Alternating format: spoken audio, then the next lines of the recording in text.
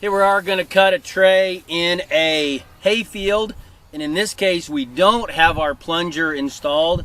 So after you've found the location that you want, what I typically do is try to set it, get any chunks of grass inside or outside, and then I take a shovel, a flat-nosed spade, flat-nosed shovel. Round a curved one doesn't work near as good, and then just work my way around it. We used to use a big hammer. That was really hard on the ears and hard on the cutter. So we found this was much easier. Get a picture of my butt now.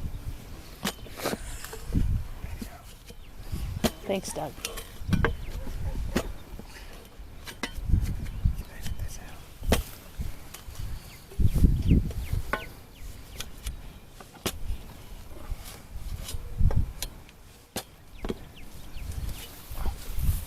Kind of work it in just a little bit.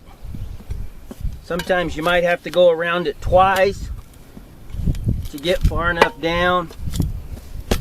Depends on how good the root systems are.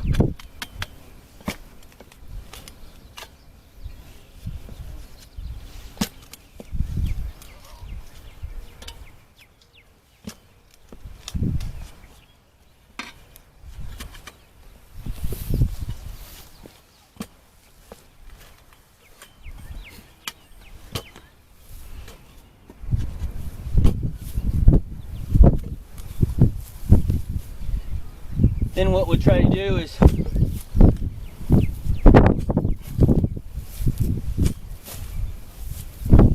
dig the soil up from around it. We've got to be able to get down to the bottom of it and cut the roots from the side.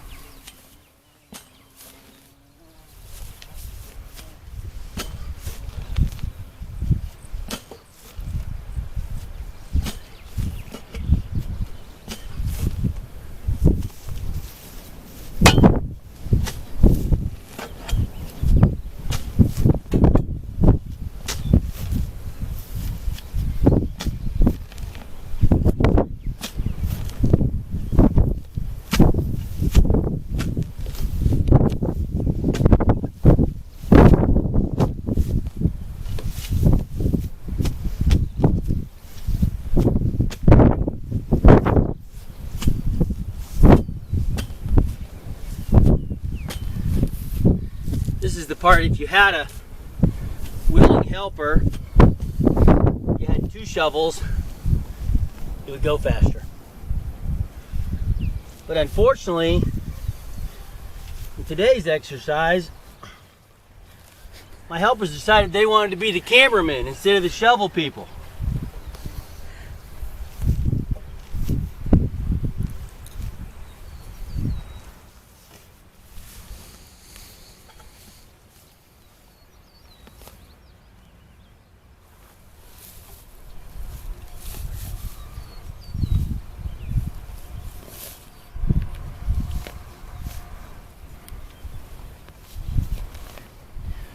So now,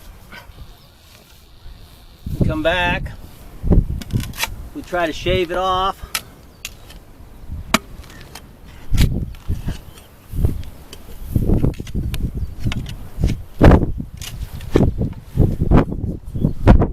There it goes, it snaps down over it.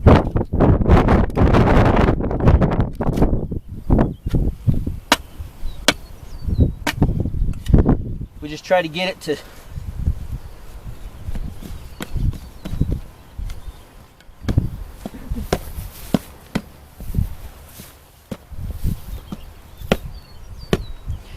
try to snap it down over it so that it's pretty flush right here.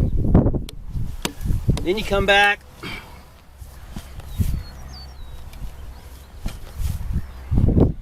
dig underneath it.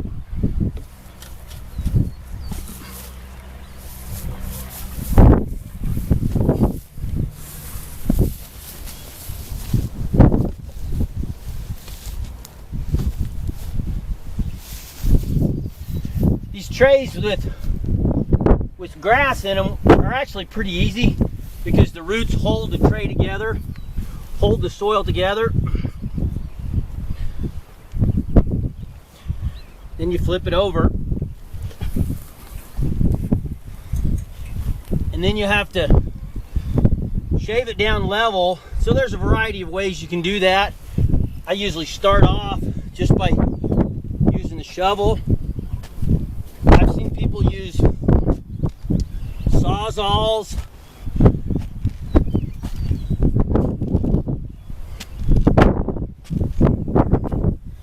Making sure that it didn't pull back out.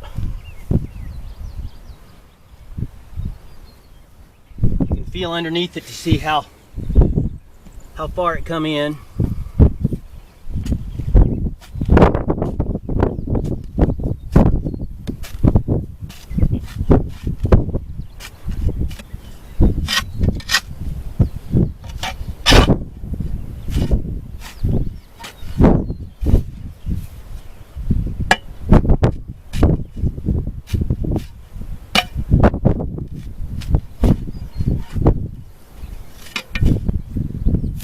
Now, you can also use the saw here if you want to.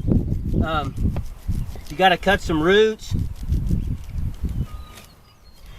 The thing you'll notice when we smeared it with the shovel, what I like to do is to take in a lot of cases, that smearing with the shovel will seal those pores off.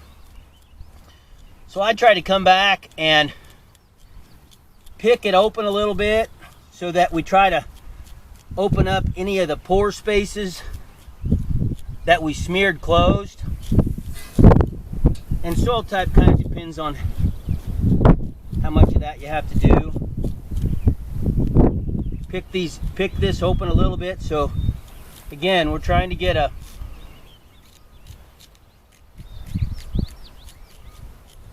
representative sample. So then we want to be, if we've got this side pretty close to this edge, the depth will be about right for our tray. Once we have it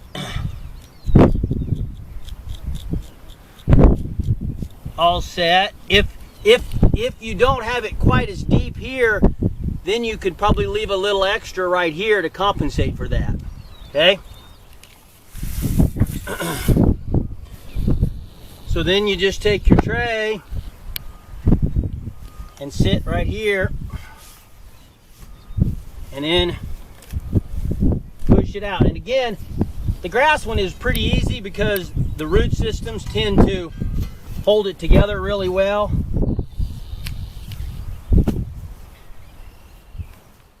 And if you're about right, you have that edge just about right there. You have your depth. If it sticks up too far above the tray, then you've got to dump it back out and shave some more off. Okay, but we've got this one just about right. What I also like to do is when you're on site at the same location with the same soil, come back, crumble up some soil from that site to try to fill those edges just a little bit, so that you don't have any really big areas of preferential flow, particularly if it's a hay field or something that you don't think will be very good infiltration. So then you can take your saw and kind of press that edge down right there, or your fingers. Again, we want the middle of the tray to be representative of the field and not this preferential flow along the edge. So if you go around and do that to the whole thing, work those edges in really good. I usually try to pick whichever end is the most flush. This one is a little bit better. This one's got a little bit of a lip, so we'll make this one the bottom edge of the tray. We didn't mash our grass down, we didn't alter our residue. We should be good to go.